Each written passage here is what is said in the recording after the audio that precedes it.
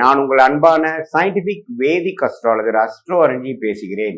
நல்லது நினைப்போம், நல்லதே நடக்கும். இந்த வீடியோவில் நம்ம என்ன பார்க்க போறோம்னா, கன்னி ராசிக்காரர்களுக்கு மே 2026 எத்தகைய ஒரு மாதமாக, என்ன ஒரு பலாபலன்கள் நிறைந்த ஒரு மாதமாக இந்த மே 2026 கன்னி ராசிக்காரர்களுக்கு இருக்க போகுதுங்கிறது சயின்டிபிக் வேதிக் அஸ்ட்ராலஜி முறையில் துல்லியமாக எதையும் மிகைப்படுத்தாமல் உள்ளது உள்ளவாறு பரிகாரங்கள் அது மாதிரி மூடநம்பிக்கையில் போகாமல் இந்த ஒளி தத்துவம் எப்படி இந்திய வேத ஜோதிடத்தில் அறிவியல் சார்ந்த முறையில் யூஸ் ஆகுது, எது மாதிரி விஷயத்தில் அது செயல்படுகிறது, எது மாதிரி விஷயங்கள் நம்மளுடைய கர்ம பலனை போன ஜென்மத்தில் செய்த நம்ம பாவ புண்ணியங்களை நல்ல கர்மாவாகவும் தீய கர்மாவாகவும் செயல்பட்டு நம்மளுடைய வாழ்க்கையில் நல்ல சாதகமான சம்பவங்களாகவும் சாதகமற்ற வாழ்க்கை சம்பவமாகவும் உருவெடுத்து நம்மளுடைய வாழ்வாதாரத்தை நிர்ணயிக்கிறது அப்படிங்கிறத இந்த வீடியோவில் கன்னிராசிக்கு மே 2026 எப்படி இருக்க போகுதுங்கிறது ஆண்டு கிரகத்தை வைத்து மாத கிரகத்தின் வைத்து நம்ம சொல்ல போகிறோம். இப்போ பாருங்கள், புதன் கன்னிராசியோட அதிபதியாக இருந்து மாதம் முதல் 2 வாரம் 8ஆம் இடத்துலையே இருக்கிறார். அதுக்கப்புறம் பாருங்கள், மே 15க்கு அப்புறம் அவருக்கு பிடித்தமான சுக்கிரனோட வீட்டுக்கு 9ஆம் இடங்கிற பாக்கியஸ்தானத்துக்கு போகிறார். ஸோ இதிலிருந்து நல்ல மாற்றங்களை கொடுக்கக்கூடிய அமைப்பாக மே செகண்ட் ஹாஃப் வருகிறது. ஏன்னா ராசி அதிபதியே சுக்கிரனோட வீட்டில் பாகிஸ்தானத்துக்கு போகிறது அருமை. அதே சமயத்தில் சூரியனும் பாருங்கள், 8ஆம் இடத்தில் இருக்கக்கூடிய சூரியன் கடந்த ஏப்ரல் மாதத்திலிருந்து பல பிரச்சனைகளும் எதையுமே வேகமாக செயல்படாமல் எல்லாமே மெதுவாக சென்று கொண்டு கிணத்துல போட்ட கல்லு மாற இருந்து சில விஷயங்கள் நடக்காமல் காத்து கொண்டிருந்த கன்னிராசிக்காரர்களுக்கு மே 15ஆம் தேதிக்கு மேலே டக்குன்னு எல்லா விஷயங்களும் வேகமாக நீங்கள் எதிர்பார்க்கக்கூடிய ரிசல்ட்டை பெறக்கூடிய அமைப்பாக 2026 மே 15க்கு அப்புறம் சூரியனோட பயிற்சியும் அருமையாக இருக்கிறது. அதே மாதிரி செவ்வாய், ரொம்ப ரிஸ்கான செவ்வாய் பாருங்கள், 7ஆம் இடத்துலேருந்து ராசியை பாதிக்கக்கூடிய அமைப்பு இருக்குது. ஏன்னா செவ்வாய்ங்கிற கிரகம் மிகவும் முக்கியமான கிரகம். யாருக்கு? கன்னிராசிக்கு. ஏன்னா செவ்வாய் கொஞ்சம் பிரச்சனைக்குரிய கிரகமாக இருக்கிறார். 8ஆம் வீட்டு அதிபதி அட்டமாதிபதியாக வருகிறார். ஸோ அவர் 7ல் இருந்து அவரும் மே 15க்கு அப்புறம் பார்த்திங்கன்னா 8ஆம் இடத்துக்கு போகிறார். ஸோ 8ஆம் இடத்துக்கு போகும்பொழுது என்ன ஆகுது, சூரியனும் சுக்கிரனும் 8லேருந்து விலகி 9க்கு போகிறாங்க. ஆனால் இவருக்கு 8க்கு வரார். ஸோ அப்படிங்கிறப்போ சில விஷயங்கள் பாசிட்டிவாக நடந்து இன்னொரு சில விஷயங்களில் நீங்கள் கவனம் செலுத்தக்கூடிய அமைப்பு தேவைப்படுகிறது. கொஞ்சம் சொத்து, 8ஆம் வீட்டு அதிபதி 8ல் ஆட்சியோடு இருக்கிறனால ஷேர் மார்க்கெட், சொத்து, உயில், மனைவி மூலமாக, மனைவியாக இருந்தால் கணவன், கணவனாக இருந்தால் மனைவி, பார்ட்னர்ஸ் மூலமாக சில நல்ல விஷயங்கள் நடக்கக்கூடிய அமைப்புகள் உண்டு. அதே சமயத்தில் செவ்வாய், சுக்கிரன், சூரியன், புதன் எல்லா சஞ்சாரமும் நல்லா இருக்கும்போது குரு பாருங்கள் 10ஆம் இடத்துலேயும் நீடித்திருக்கிறார். ஜூன் மாதம் 11ஆம் இடத்துக்கு வரார்.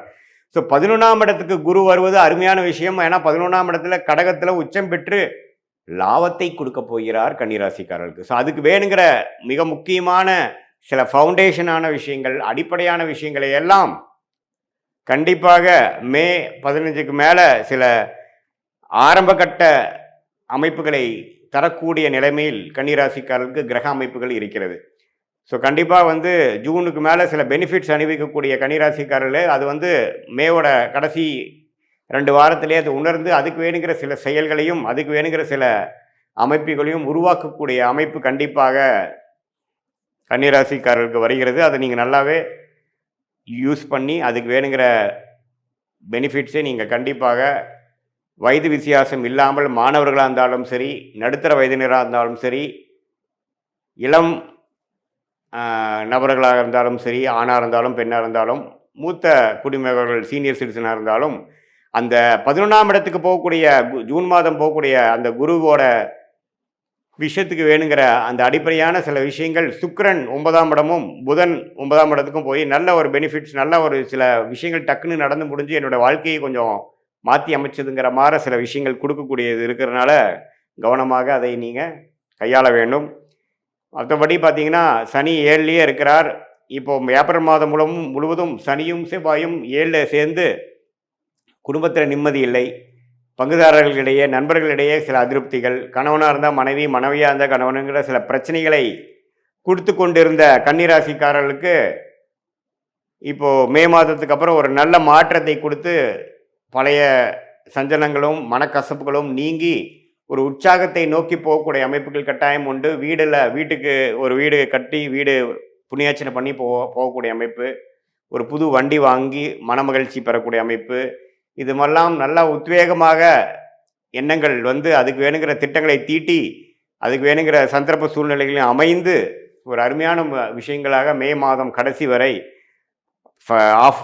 மிடில் இருந்து பார்த்தீங்கன்னா செகண்ட் ஆஃப் மே வந்து அற்புதமான ஒரு மாதமாக ஏப்ரல் மாதத்தில் நீங்கள் பட்ட பாடெல்லாம் ஓரளவுக்கு மறக்கக்கூடிய அளவுக்கு ஒரு நல்ல விஷயங்கள் நடக்கக்கூடிய அமைப்பு மே மாதம் 2026 கண்டிப்பாக கன்னிராசிக்காரர்களுக்கு இருக்குது. இது பொதுவான பலனே தவிர உங்களுடைய ஜென்ம ஜாதகத்தில் நீங்கள் எந்த தேதியில் பிறந்தீங்க, எந்த நேரத்தில் பிறந்தீங்க, எந்த ஊரில் பிறந்தீங்க வச்சுங்க. திருக்கணித பஞ்சாங்கத்தில் உங்களோட ஜாதகத்தை போட்டு நீங்கள் எந்த லக்னத்தில் பிறந்தீங்க, ராசி தான் கன்னி ராசி, லக்னம் என்ன, அந்த லக்னாதிபதி எப்படி இருக்கார், ஸ்தானபலம் இருக்கா, திக்பலம் இருக்கா, திருக்பலம் இருக்கா, நீங்கள் வந்து உத்திர நட்சத்திரத்தில் பிறந்தீங்களா, அஸ்தமா, சித்திரை நட்சத்திரமா, இப்போ என்ன தசாபுக்திகள் போய் கொண்டிருக்கிறது, அந்த தசநாதன் புக்திநாதன் இப்போ நம்ம பேசின பொதுவான கோச்சார பலனில் எப்படி இருக்கார், எல்லாம் சேர்த்து வைத்து பார்க்கும் பொழுது துல்லியமான அடுத்து வரக்கூடிய ஷார்ட் டேர்ம் லைஃப் எப்படி இருக்குது, அடுத்து வரக்கூடிய லாங் டேர்ம் லைஃப் எப்படி இருக்குது, எது மாதிரி திசையில் போனோம்னா நம்ம வாழ்க்கையில் ஜெயிக்கலாம், எது மாதிரி வளைவுகள் தென்படுகிறது, எந்த சாய்ஸ் நம்ம எடுக்கலாம்,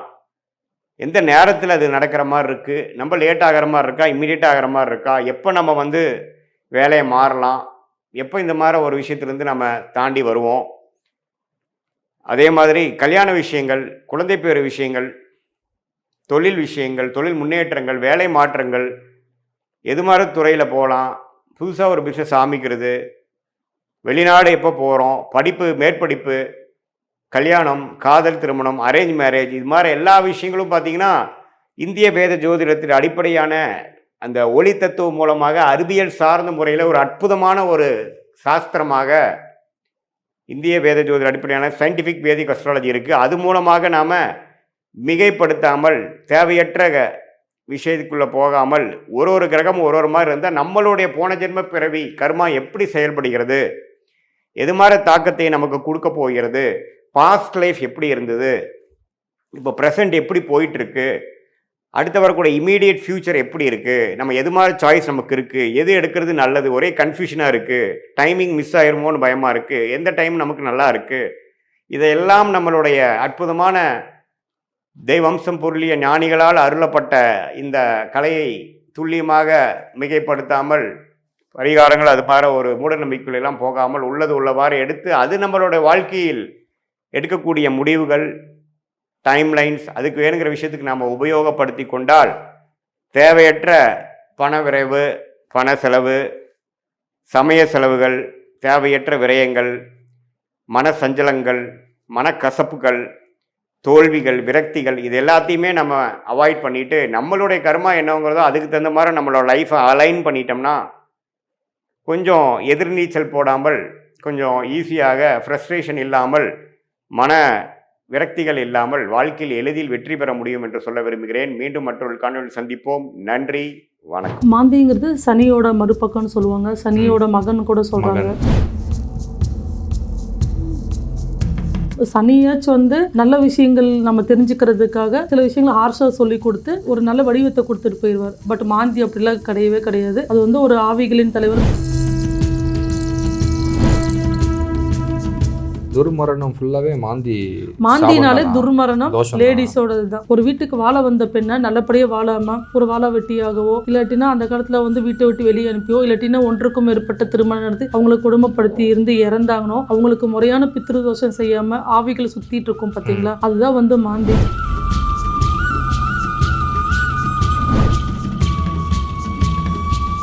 அதாவது ஆவிகளாக வந்து பிடிக்கிறது உண்மைதானா? உண்மை, 100% உண்மை. எப்படி கடவுள் இருக்கிறது உண்மை அப்படின்னு சொன்னா இது ஒரு நல்ல சக்தி இருந்தா கெட்ட சக்தின்னு ஒன்று இருக்கும். சோட்டானிக்கரையில சும்மா உட்காந்துட்டு எல்லாரும் விடியோடி சும்மாவா கத்திட்டு இருக்க போறாங்க கிடையாது. கண்டிப்பா ஆத்மான்ட்டு ஒன்று இருக்கு. அது கண்டிப்பா அந்த ஆவிகளோட சக்தி இருக்கு.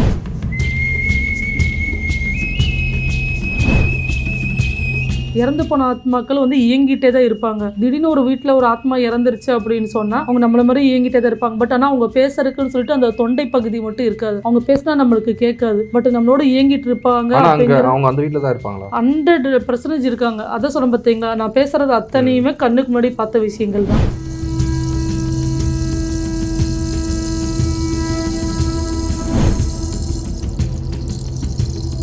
பித்ருதோஷம், பிரேத தோஷம், மாந்தி தோஷம், இது எல்லாமே ஒன்று தானே? எல்லாமே ஒண்ணுதான். எல்லாம் ஒன்று தான். எல்லாமே ஒண்ணுதான். எல்லாமே லேடிஸ் சம்பந்தப்பட்ட விஷயங்களா தான் எல்லாம் லேடிஸ் சம்மந்தப்பட்ட விஷயம். ஆமா இருக்கும். இது கிரியேட் ஆகிறதுக்கு காரணமே அதுதான். ஆமா. ஓகே. அதனாலதான் வீட்டுல வாழ வந்த பெண்ணை வந்து கண் கலங்காம பாத்துக்கணும் அப்படின்னு சொல்லிட்டு அந்த காலத்துல சொல்லி வளர்த்தவங்க. Okay ma'am. இனி வர காலகட்டங்கள் இந்த ஜாஸ்தி ஆகுதா இல்லையா அப்படிங்கிறது ஜென்ஸ் கையில தான் இருக்கு.